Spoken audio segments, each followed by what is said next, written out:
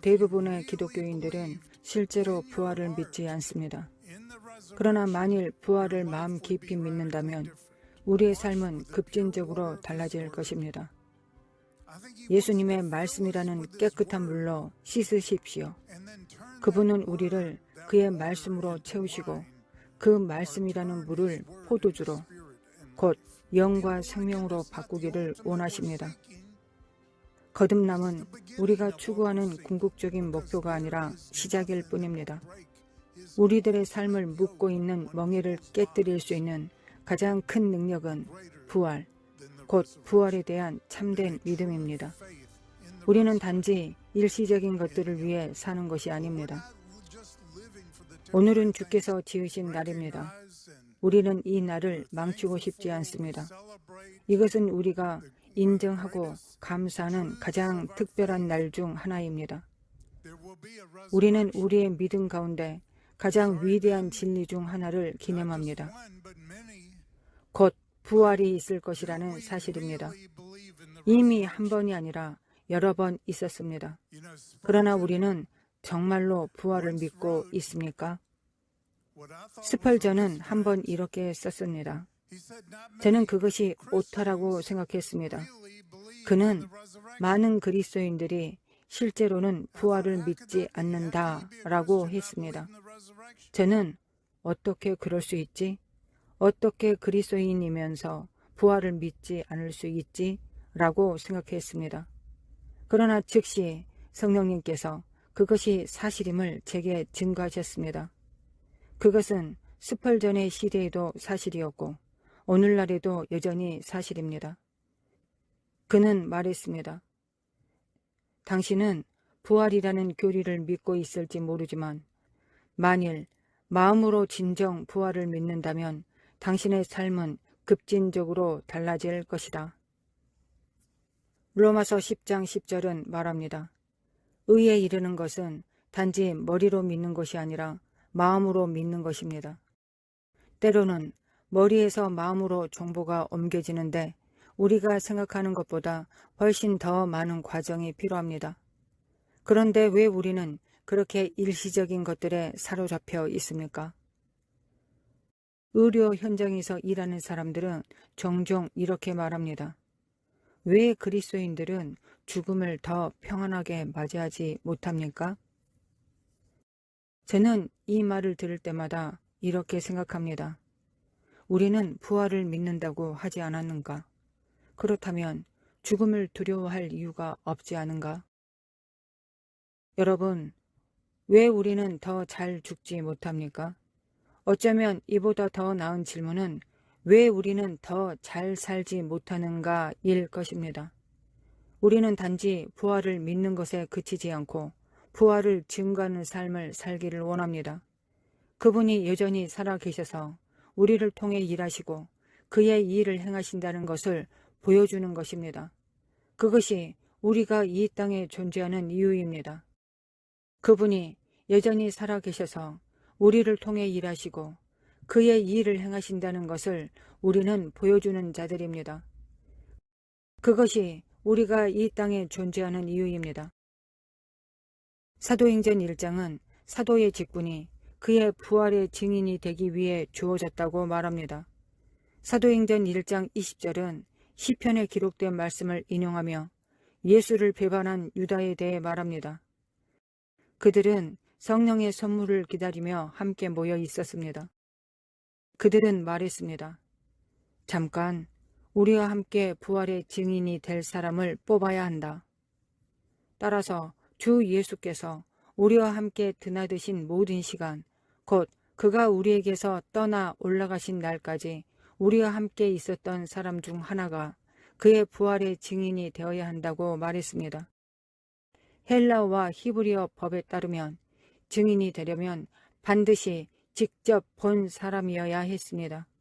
그래서 사도의 자리를 대신할 사람은 예수님께서 우리 가운데 계실 때와 지금 살아계신 모습을 직접 본 사람이어야 했습니다. 그들은 그분이 부활하신 것을 보았습니다. 그분이 하늘로 들려 올라가시는 것도 보았습니다. 그렇다면 우리는 어떻게 증인이 될 수 있습니까? 기본적인 방법은 바울이 말한 마음의 눈으로 보는 것입니다. 육신의 눈보다 마음의 눈으로 더 많이 보고 믿는 것입니다. 저도 주님을 뵌 적이 있습니다. 여러 번의 방문이 있었습니다. 실제로 주님께서 제게 안수하신 적도 있었습니다. 너무나 두려워서 죽을 것 같았습니다. 살아남을 수 없을 것이라고 생각했습니다. 그것은 우리가 샬롯으로 돌아온 첫 해에 일어난 일이었습니다. 그것은 매우 깊은 경험이었습니다. 다음 날 아침에 일어났을 때 저는 그것이 꿈이었나? 아니면 실제였나? 정말로 그분이 여기 오셨던 것인가? 라고 생각했습니다. 그분이 제 어깨에 손을 얹으셨을 때 어떤 힘이 제 안에서 쌓여서 곧 폭발할 것 같았습니다. 더 이상 견딜 수 없다고 느꼈습니다. 그러면 그분은 손을 떼셨고 그 힘은 가라앉았습니다. 그리고 다시 손을 얹으셨습니다. 그것을 여러 번 반복하셨습니다. 다음 날 아침에 깨어났을 때 저의 첫 번째 생각은 그것이 꿈이었나 실제였나, 정말로 그분이 오셨던 것인가 였습니다. 침대 끝에 있던 옷을 잡으려 손을 뻗었을 때 당시 황동 침대였는데 제 손에서 침대로 전기가 튀었습니다. 저는 감전될 것이라고 생각했습니다. 그래서 일어나 이웃집 해리바 루이즈의 집으로 갔습니다. 제가 들어갔을 때 아무 말도 하지 않았지만 아마도 백투더 퓨처의 미친 과학자처럼 보였던 것 같습니다. 제가 방에 들어서자마자 해리가 말했습니다. 당신은 어젯밤에 주님의 방문을 받았군요. 그는 그것을 알아볼 수 있었고 실제로 저는 방문을 받았습니다. 그러나 그것이 그런 방식이든 아니면 우리가 마음의 눈으로 그분을 보는 것이든 그것은 우리의 육신의 눈으로 보는 것보다 더 실제적이어야 합니다. 우리가 정말로 믿는다면 우리는 거듭나게 될 것입니다. 만일 여기 있는 누구든지 자신이 거듭났는지 의심한다면 곧 그것을 바로잡을 것입니다. 그러나 만일 의심한다면 그것은 아직 일어나지 않은 것입니다. 아직 거듭나지 않은 것입니다. 거듭남을 알고 경험하게 된다면 더 이상 의심하지 않게 됩니다. 변화를 경험하게 됩니다. 물론 우리는 즉시 완전하게 되지는 않습니다. 그러나 그의 부활의 능력이 우리에게 임하여 우리를 일으켜 세우시고 그분처럼 되게 하시며 그분이 행하신 일을 하게 하십니다. 그것이 우리가 여기 있는 이유입니다. 그렇지 않다면 그분은 단 2명의 전도자만 필요했을 것입니다. 한 명은 우리를 구원으로 인도하고 다른 한 명은 우리를 죽여서 곧바로 천국에 가게 하는 것입니다. 그러나 그분은 우리를 이 땅에 남겨두었습니다. 이유가 있기 때문입니다. 예수님의 모든 백성은 그의 부활의 증인이 되어야 합니다. 우리가 직접 본 것을 말할 때 단지 다른 사람의 말을 반복하는 것이 아니라면 그것은 더 큰 능력과 권위를 갖게 됩니다. 우리는 반드시 그의 부활을 보고 증인이 되어야 합니다. 사도행전 4장 33절은 말합니다. 사도들이 큰 권능으로 주 예수의 부활을 증언하니 큰 은혜가 그들 모두에게 임하였다. 저는 주님께서 그의 백성 가운데 가장 먼저 행하시기를 원하시는 것이 그가 처음 행하신 기적에 나타나 있다고 믿습니다. 그는 그릇들을 따로 두고 물로 채우셨습니다. 저는 그 그릇들이 당시 그분이 부르신 사람들, 곧 그의 제자들을 상징한다고 생각합니다. 예수님께서 행하신 모든 기적은 메시지였습니다. 그리고 첫 번째 기적은 우리가 반드시 붙잡아야 할 것입니다. 그는 그들을 물로 채우게 하셨는데 그것은 그의 말씀을 의미합니다. 에베소서 5장은 우리가 그의 말씀이라는 깨끗한 물로 씻김을 받는다고 말합니다. 저는 그분이 우리를 그의 말씀으로 채우시고 그 말씀이라는 물을 포도주로 곧 영과 생명으로 바꾸기를 원하신다고 믿습니다. 우리가 단지 머리로만 믿는 것이 아니라 마음으로 믿어 실제로 살아내도록 하시는 것입니다. 많은 사람들이 그분을 길로 알게 됩니다. 그러나 진리로 아는 사람은 많지 않습니다. 그리고 생명으로 아는 사람은 더욱 적습니다. 우리가 그분을 생명으로 알지 못한다면 과연 그분을 길이나 진리로 안다고 할 수 있겠습니까? 그는 세 가지 모두이십니다. 그는 반드시 우리의 생명이 되어야 합니다. 사도행전 4장은 사두개인들과 바리새인들이 사도들을 체포했을 때를 기록합니다. 그들은 사도들이 백성들을 가르치며 예수 안에서 죽은 자의 부활을 전하는 것을 보고 크게 괴로워했습니다. 왜 그것이 그들을 그렇게 자극했을까요? 왜 예수 안에서 죽은 자의 부활을 전하는 것이 그들에게 그렇게 큰 걸림돌이 되었을까요? 히브리서 2장 14절은 말합니다. 그가 죽음을 통하여 죽음의 권세를 가진 자, 곧 마귀를 멸하시고 죽음의 두려움 때문에 평생 종노릇하는 자들을 놓아주려 하셨다. 궁극적인 두려움은 죽음의 두려움입니다. 모든 다른 두려움은 그 두려움에 뿌리를 두고 있습니다. 사람에 대한 두려움, 거절당할 두려움, 그 밖의 모든 두려움이 결국 죽음의 두려움에서 비롯됩니다. 그렇다면 부활의 증인이 된 자들, 부활에 참여한 자들, 부활하신 분이 그들 안에 살아계신 자들은 무엇을 하게 됩니까?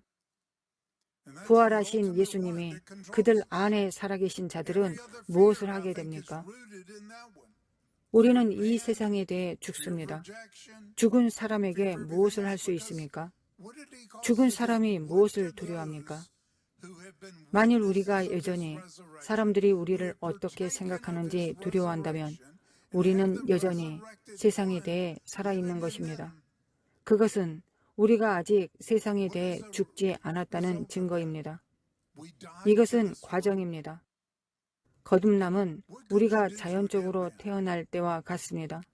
그것은 끝이 아니라 시작입니다.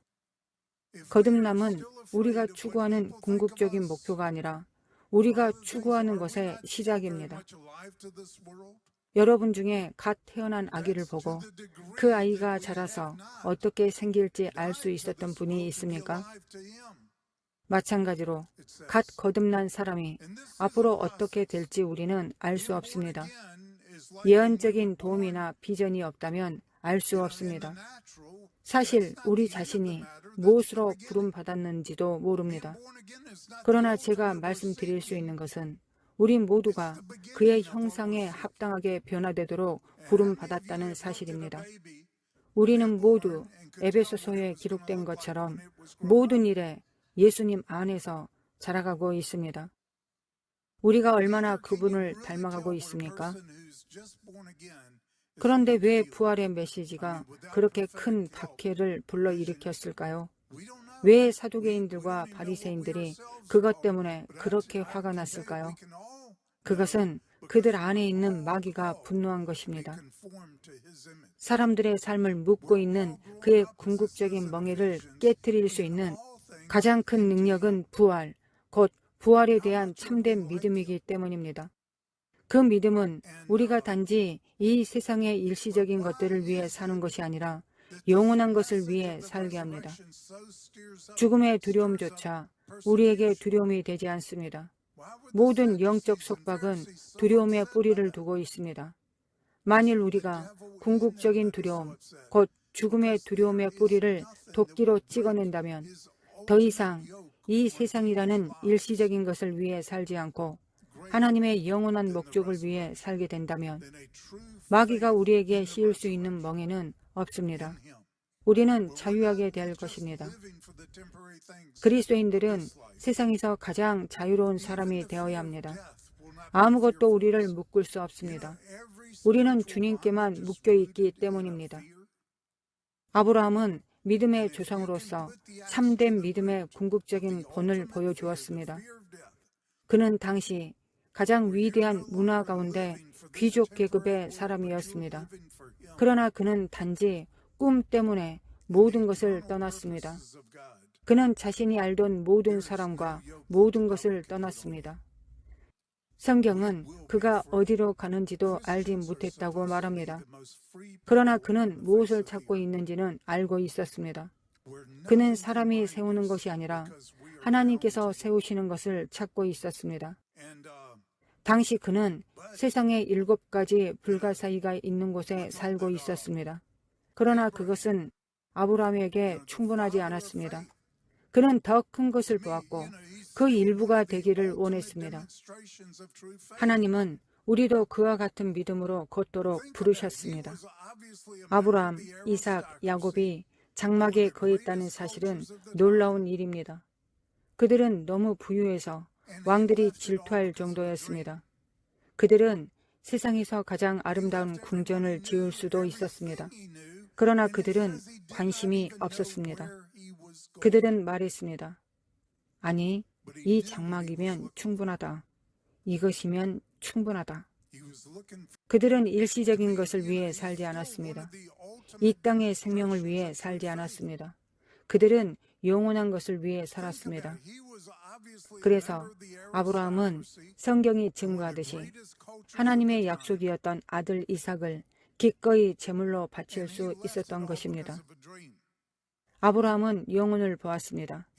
그는 예수님의 죽음과 장사 그리고 부활을 보았습니다. 예수님께서 이것을 확인하셨고 성경의 다른 곳에서도 아브라함이 영원한 나라를 구하고 있었다는 것이 증거되어 있습니다.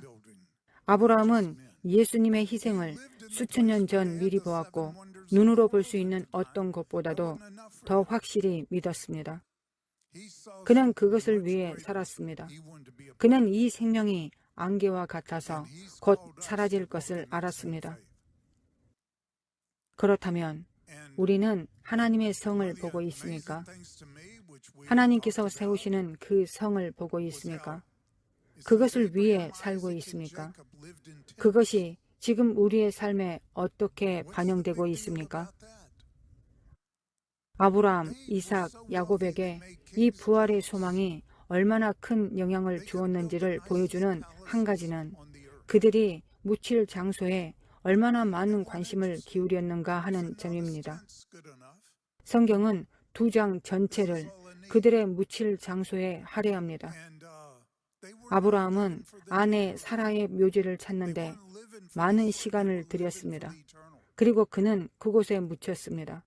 이삭도 반드시 그곳에 묻히기를 원했습니다. 야곱도 마찬가지였습니다.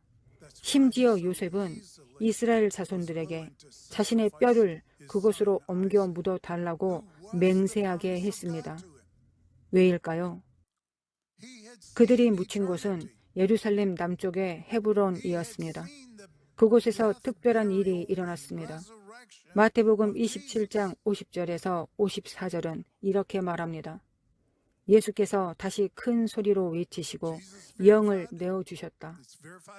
이에 성전 휘장이 위에서 아래까지 찢어지고 땅이 흔들리며 바위가 터지고 무덤들이 열리며 자던 성도의 몸이 많이 살아났다.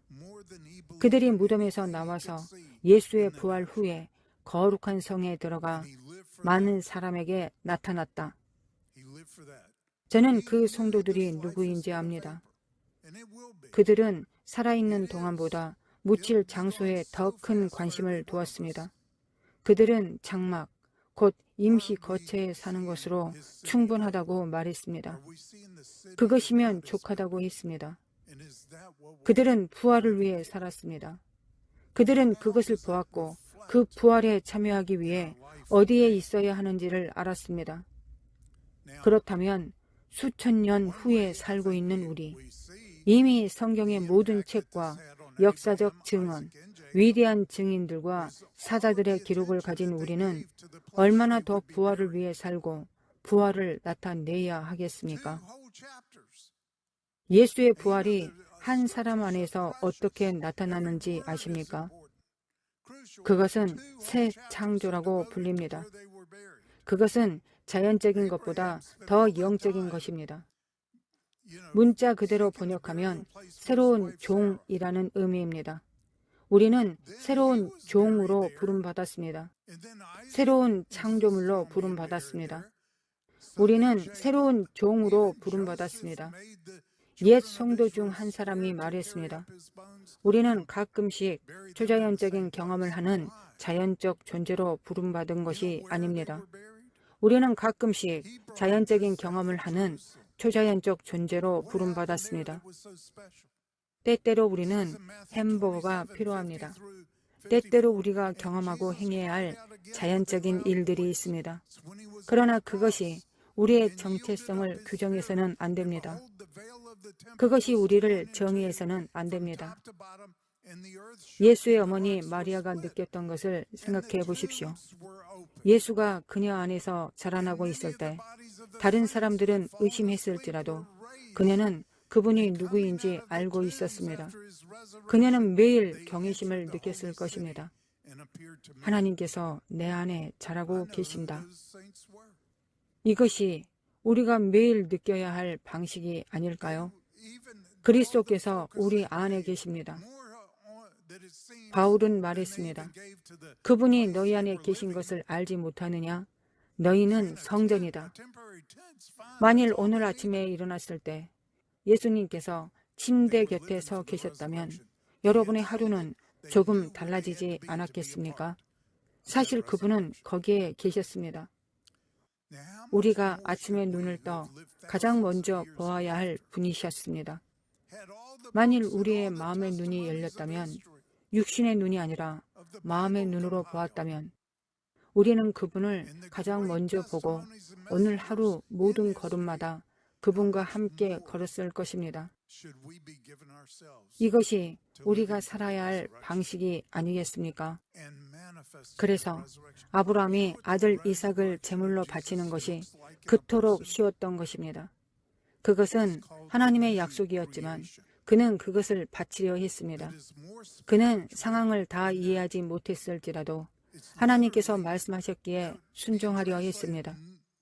그러나 그는 이미 예수의 죽음과 장사 그리고 부활을 보았습니다. 그는 아들 이삭이 오실 메시아의 예표임을 알았습니다.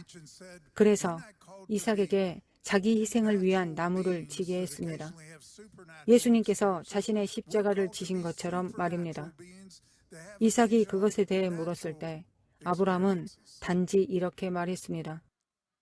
여호와께서 친히 어린 양을 준비하실 것이다.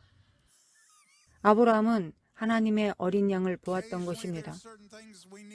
이 말씀이 맞는지 우리가 어떻게 확인할 수 있습니까? 예수님께서 말씀하셨습니다.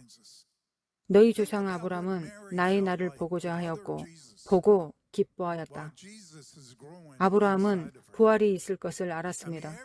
그래서 만일 아들 이삭을 제물로 바친다 해도 그는 영원히 아들을 잃지 않을 것을 알았습니다.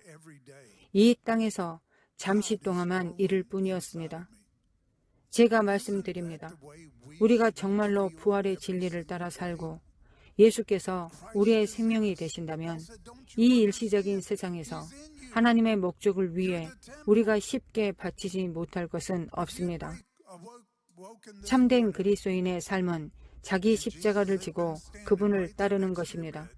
그것은 하나님의 목적을 가로막는 모든 것을 죽이는 것입니다. 그분은 억지로 우리에게 그것을 하게 하지 않으십니다. 그것은 언제나 부르심입니다. 그분과 함께라면 언제나 자유가 있습니다. 그래서 하나님께서 처음부터 에덴 동산에 선악과를 두신 것입니다. 참된 예배는 예배하지 않을 자유가 있을 때만 존재할 수 있습니다. 참된 순종은 순종하지 않을 자유가 있을 때만 존재할 수 있습니다. 선악과 앞에서 그들은 주님께 대한 헌신과 순종을 증명할 수 있었습니다. 그러나 그들은 다른 길을 택했습니다. 저는 말씀드립니다. 우리는 매일 그 선택을 합니다. 우리는 매일 어떤 나무의 열매를 먹을지를 선택합니다. 히브리서 11장은 말합니다. 믿음으로 아브라함은 시험을 받을 때 이삭을 드렸다. 그는 약속들을 받은 자로서 자기 독생자를 드렸다. 내 자손은 이삭으로 말미암음이라 라고 하신 그에게 말입니다. 그렇다면 어떻게 그가 이삭을 바칠 수 있었습니까? 아브라함은 이 세상의 자연적이고 넘어서는 것을 보고 있었던 것입니다. 여러분도 이 세상의 자연적인 현실을 넘어서는 실제를 따라 걷도록 부름받았습니다. 히브리서 11장은 또 말합니다. 그는 하나님께서 죽은 자 가운데서 사람을 다시 살리실 수 있다고 생각하였으므로 비유로 말하자면 이삭을 다시 받은 것입니다. 그리고 요한복음 8장 56절에서 예수님께서 말씀하셨습니다. 너희 조상 아브라함은 나의 날을 보고 기뻐하였다. 바울은 고린도 전서에서 이렇게 썼습니다. 만일 죽은 자의 부활이 없다면 그리스도도 살아나지 않으셨을 것이다. 만일 그리스도께서 살아나지 않으셨다면 우리의 전도와 너희의 믿음은 헛된 것이다. 그렇다면 부활은 우리의 삶에 어떤 영향을 주고 있습니까? 부활이 우리의 삶을 어떻게 바꾸었습니까? 그리고 지금도 우리의 삶과 살아가는 방식을 바꾸고 있습니까? 예수님께서 십자가에서 우리를 위해 치르신 대가에는 우리가 누려야 할 유익이 훨씬 더 많습니다. 그러나 그분을 믿는다고 고백하는 대부분의 사람들이 실제로는 그 유익을 누리지 못하고 있습니다. 부활을 믿고 그 길을 걷는 삶에는 치유와 해방이 있습니다. 십자가와 죽음, 장사, 부활을 믿는 믿음 안에서 누릴 수 있는 수많은 은혜가 있습니다. 그런데 우리는 영생은 믿으면서 이 땅에서 누릴 수 있는 것들은 믿지 않는 경우가 많습니다. 영생을 믿는다고 하면서 영생이 다른 모든 영역에서 나타나지 않는다면 과연 우리가 진정으로 영생을 믿는 것입니까? 우리는 모두 온전한 구원, 온전한 속량을 누리는 삶을 바라보아야 합니다. 그것은 새 창조된 사람이라고 불립니다. 온 피조물이 그 모습을 보기 위해 신음하며 기다리고 있습니다. 저는 지금 이 자리에 앉아있는 사람들 중에도 그것을 실제로 걷고 경험하게 될 사람들이 있다고 믿습니다. 왜 그것이 여러분이 될 수 없겠습니까? 우리는 모두 하나님께 가까이 나아가고 싶은 만큼 가까이 있을 수 있습니다. 성경은 우리가 그분을 찾으면 반드시 만나게 된다고 말합니다. 지금 이 순간 우리는 그분께 가까이 나아가고 싶은 만큼 가까이 있습니다. 우리는 얼마나 간절히 원하고 있습니까? 저는 영화 포드 대 페라리를 보고 큰 영감을 받았습니다. 그 영화는 매우 영적인 메시지를 담고 있다고 생각합니다. 제 친구 니콜라스 파파니콜라스는 당시 에스턴 마틴 자동차 회사를 소유하고 있었고 에스턴 마틴은 그 경주의 자체 팀을 출전시켰습니다. 그의 팀은 영화의 배경이 된 그랜드 프리 경기 전년도에 우승했습니다. 그래서 그는 영화 속 인물들의 실제 모델이 된 사람들을 모두 알고 있었습니다. 우리는 그와 함께 영화를 보면서 중간중간 멈추고 뒷이야기를 들었는데 매우 영감이 되었습니다. 그러나 제 삶을 근본적으로 바꾼 것은 그 영화 속 12살 소년의 한마디였습니다. 그는 아버지에게 자신이 만든 그랜드 프리 모형을 보여주며 말했습니다. 아빠, 아빠는 완벽한 경주를 하려고 하는 거죠? 그러자 아버지가 대답했습니다. 아니야, 아들아. 나는 완벽한 한 바퀴를 하려고 하는 거야. 그 말이 제 마음을 깊이 울렸습니다. 저는 늘 멀리 있는 큰 목표를 붙잡으려 했습니다. 그러나 그것을 하루라는 단위로 나누어야 한다는 것을 깨달았습니다. 당시 저는 오늘을 이겨라 라는 책을 읽고 있었는데 지금에 집중하라는 메시지가 있었습니다. 성경은 말합니다. 오늘 너희가 그의 음성을 듣거든 지금이 그 때다. 예수께서 말씀하셨습니다. 그의 이름은 나는 있다입니다. 나는 있었다도 아니고 나는 있을 것이다도 아닙니다. 그의 이름은 나는 있다입니다. 우리가 그분을 알기 원한다면 우리는 지금 이 순간에 그분을 알아야 합니다. 우리는 오늘 그분을 알아야 합니다. 우리의 삶을 오늘이라는 단위로 나누는 데에는 특별한 의미가 있습니다. 저는 나의 완벽한 하루는 무엇일까? 라는 질문을 가지고 휴가 기간 내내 생각했습니다. 우리는 매년 7월을 쉬는데 그 한 달 동안 저는 나에게 완벽한 하루가 무엇일지를 깊이 묵상했습니다. 그리고 그 하루를 매일 살기로 결심했습니다. 저는 그 하루를 구성할 요소들을 정리했고 이후에 조금씩 더하고 바꾸기도 했습니다. 그러나 시작은 오늘이어야 했습니다. 아직 제가 생각하는 완벽한 하루를 온전히 살지는 못했습니다. 그러나 그것을 향해 나아가고 그것에 집중하는 것만으로도 매일 더 나아졌고 저 자신도 더 나아졌습니다. 우리는 오늘, 지금 그분의 음성을 들을 때 걸어야 합니다. 내일로 미루지 말아야 합니다. 지금 순종해야 합니다. 제가 젊은 그리스도인이었을 때 리치먼드 버지니아 시내를 걷고 있었는데 그때 주님께서 제게 말씀하셨습니다.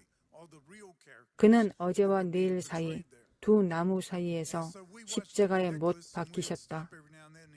물론 예수님께서는 두 나무가 아니라 두 강도 사이에서 못 박히셨습니다.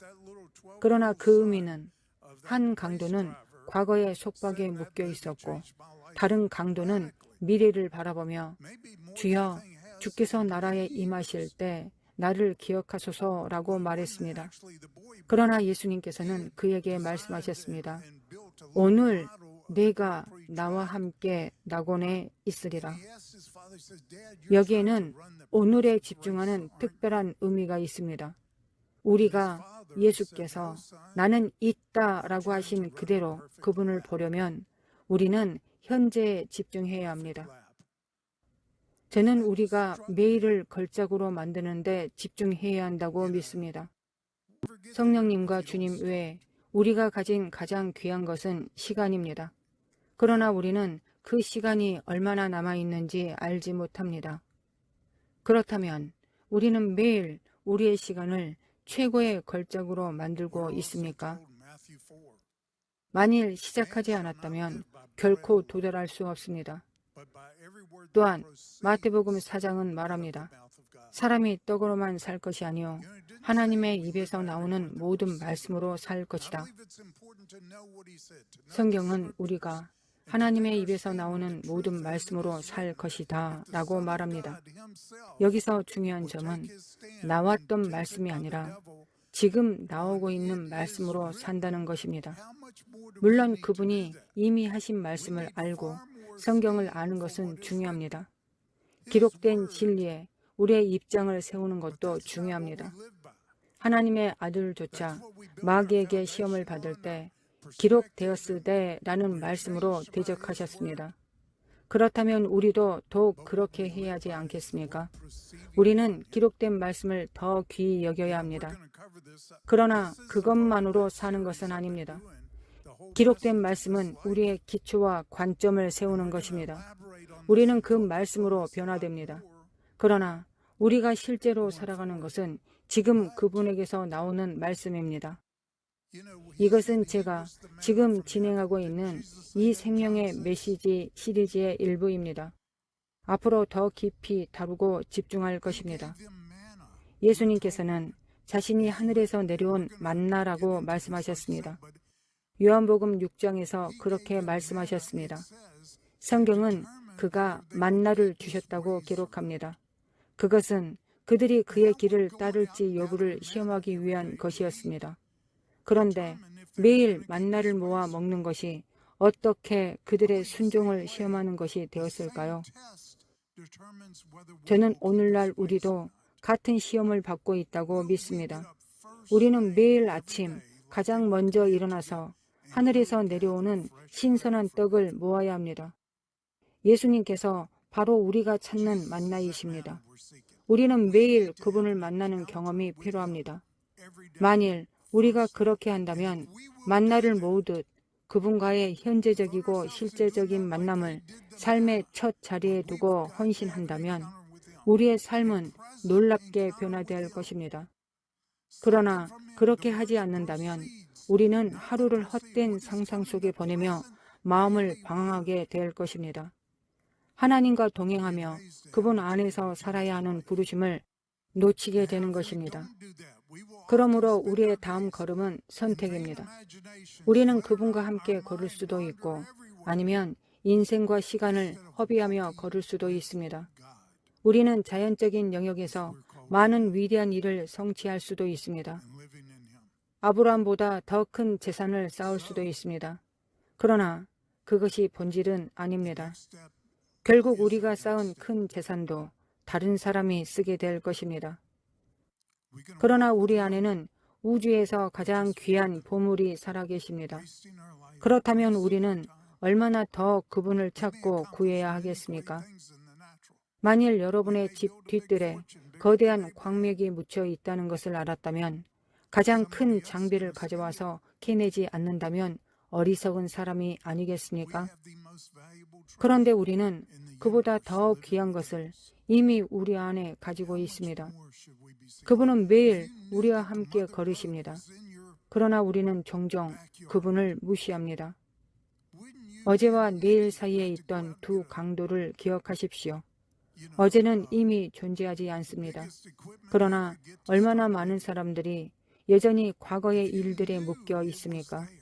그들은 아직 치유받지 못했습니다. 이스라엘이 광야에서 마라의 물가에 이르렀을 때 그들의 삶 속 모든 쓴 것이 달게 변해야 했습니다. 그리고 실제로 그렇게 되었습니다. 우리에게 일어난 모든 나쁜 일도 십자가로 가져가면 달라집니다. 그것은 우리에게 권위를 주어 같은 상처를 입은 다른 사람들을 치유할 수 있게 합니다. 성경은 그가 채찍에 맞음으로 우리가 나음을 입었다라고 말합니다. 그분이 상처 입은 바로 그 자리에서 우리를 치유할 권세를 얻으셨습니다. 우리도 같은 원리를 경험합니다. 그러므로 우리의 시련을 낭비하지 마십시오. 삶에서 일어난 일들을 낭비하지 마십시오. 그러나 그것들이 우리를 쓰게 만들도록 두어서는 안 됩니다. 그것은 독이며 우리를 죽이고 다른 사람도 죽입니다. 우리는 그것을 십자가로 가져가야 합니다. 그리고 부활을 통해 단 것으로 변화되어야 합니다. 여러분이 어떤 일을 겪었든 그것은 우연히 일어난 것이 아닙니다. 하나님께서 모르고 계신 사이에 마귀가 공격하는 것은 불가능합니다. 만일 하나님께서 우리의 삶에 어떤 어려운 일을 허락하셨다면 그것은 우리의 유익을 위해서입니다. 우리가 치유된 후에는 그것이 권위가 되어 다른 사람들을 치유할 수 있게 됩니다. 우리는 반드시 그 쓴 것을 단 것으로 바꿔야 합니다. 그것을 치유의 권위로 바꾸어야 합니다. 출애굽기에서 이스라엘이 마라의 물가에 이르렀을 때 바로 이어지는 구절은 이렇게 말합니다. 너희가 내 계명을 지키고 내 음성에 귀를 기울이면 내가 애굽 사람에게 내린 질병을 너희에게는 내리지 아니하리니 나는 너희를 치료하는 여호와니라.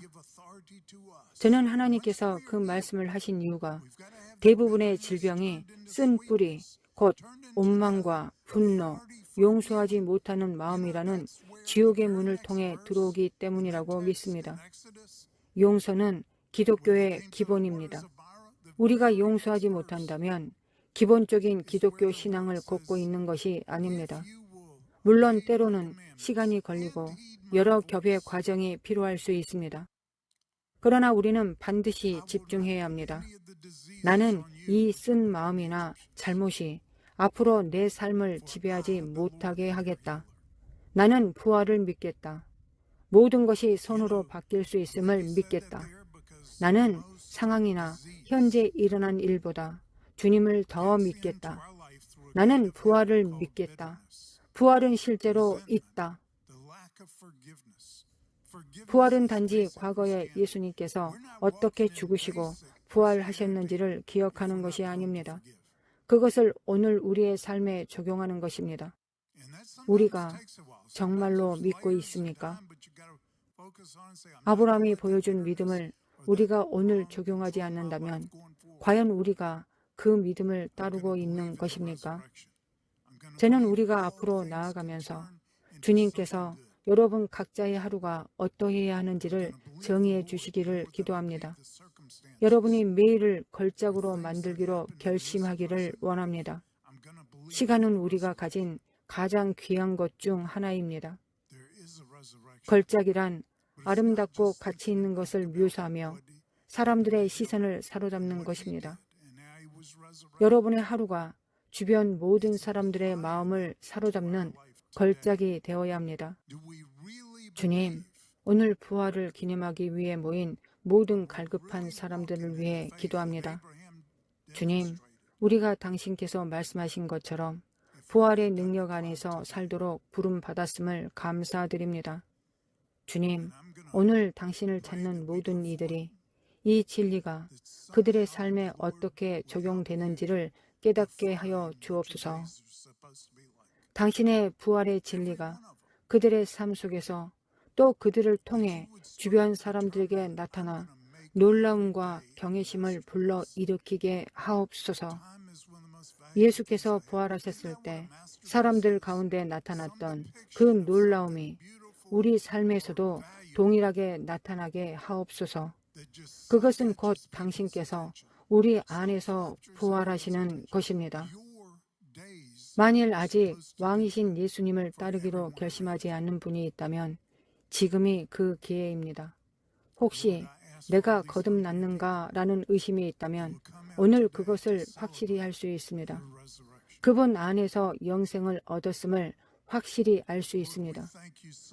거듭난 후에는 그의 나라를 더 분명히 보게 될 것입니다. 우리가 성숙해 갈수록 이 세상의 어떤 나라보다도 그의 나라를 더 분명히 보게 될 것입니다. 주님, 우리가 그것을 보게 하옵소서.